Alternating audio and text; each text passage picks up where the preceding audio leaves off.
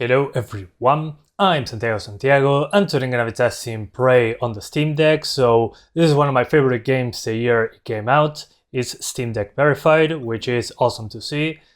All functionality is accessible using controller configuration, shows Steam Deck controller icons, and it has an official controller mapping thing.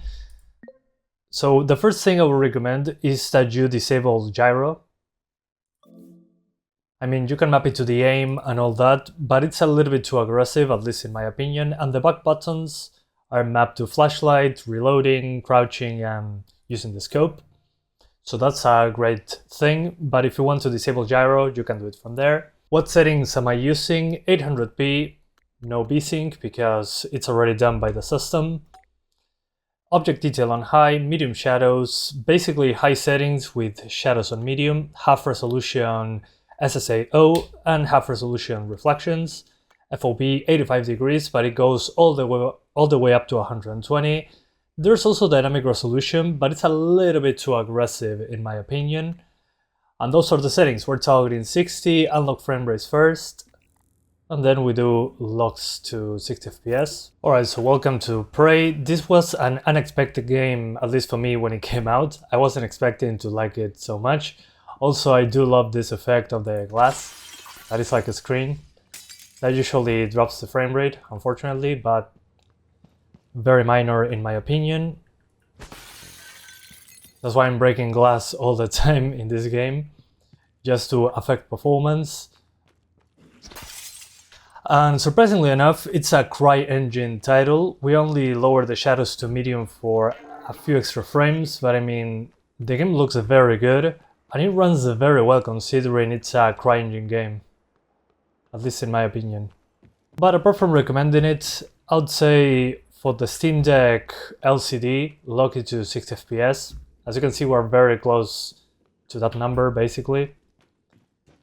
But we're wasting battery at this point. Charger is unplugged, lock to 60, and apparently it's probably 90 to 100 minutes battery, I would say. This is more like a immersive sim type game.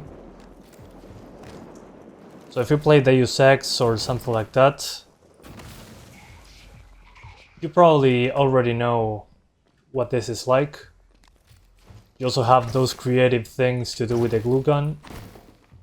So you can actually make your way across the level. Let's just make some stairs. Come on. Oh, hold up. But I think it's a very creative weapon. You can also freeze enemies with it. But I'm still not good at climbing that stuff. Okay, hopefully I do not die here. We'll see. But again, battery life around 90 minutes. Which I think is good enough, considering we're playing a CryEngine title at 60 FPS. Whoops. Let's try to glue him. Yeah, there we go. That works. It also reminds me a lot of BioShock, actually, which is probably intended. Alright, so let's pretend that you have an OLED Steam Deck and you want 90 FPS. Well, we have to do some adjustments. One sec. Alright, so you want 90 FPS, you have a Steam Deck OLED, same resolution. On the advanced settings, we're basically on low settings with high textures.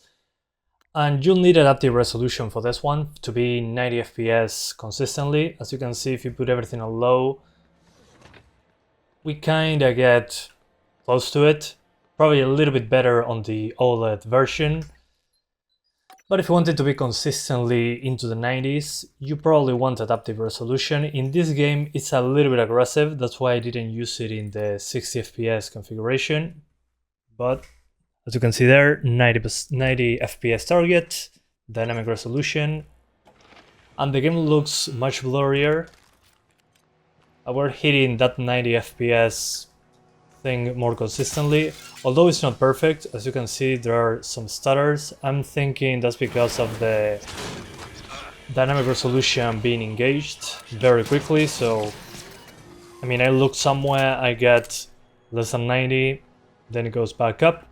In my opinion, it's not 100% necessary. You have to sacrifice the settings way too much in this case. Of course, if you give me the option to play at 90 over 60, I'll take it any day. But the resolution and settings sacrifice is just way too high. The shadow distance is way lower, same with the draw distance of objects, as you can see there.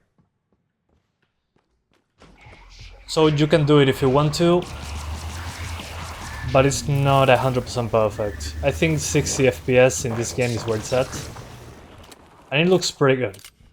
Considering it's CryEngine, I'm super impressed on the performance on this one. So yeah, if you want to play this on Steam Deck, my advice is to lock it to 60.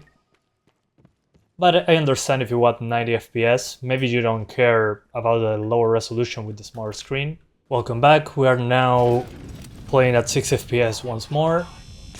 So high settings, medium shadows, and native resolution. And again, I don't think this game has any business running this well, considering it's CryEngine. Of course, it's not open world. When you open this door to get into another part of the map, it has a loading screen, but it's very quick, luckily. So yeah, as I was saying before, this game is also on consoles. It was a 30 FPS title. Now if you have a Series S or a Series X, you can actually run it at 6 FPS with the FPS boost thing that they have, which is pretty cool. This is a game I think should be at 6 FPS if you can do so. There's some stutter here and there, very minor, but I mean it looks pretty good. They did a great job with that, and you can actually do that with a glue gun, believe it or not. So you can be very creative on this one. Oh, he's done. Hi there! Alright. So as I was saying, 6 FPS and CryEngine title. I think it looks pretty damn good, considering the frame rate. Yeah, I know. Hopefully I have glue right around here somewhere. There we go. Another wrench, sure, why not? And what to say, pretty good looking game.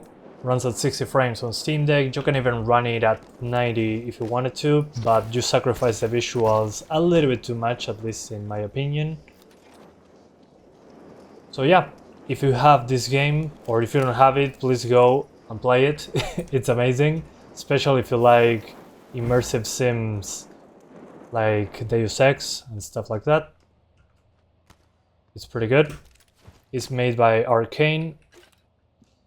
And again, it runs at 6 FPS, has some Half-Life vibes to it as well. He's dead as well. Oh well. So that's it for now. Thank you guys so much for watching this video. I hope you enjoyed it as much as I did revisiting this game. And I'll see ya next time. Bye guys. Thanks for watching.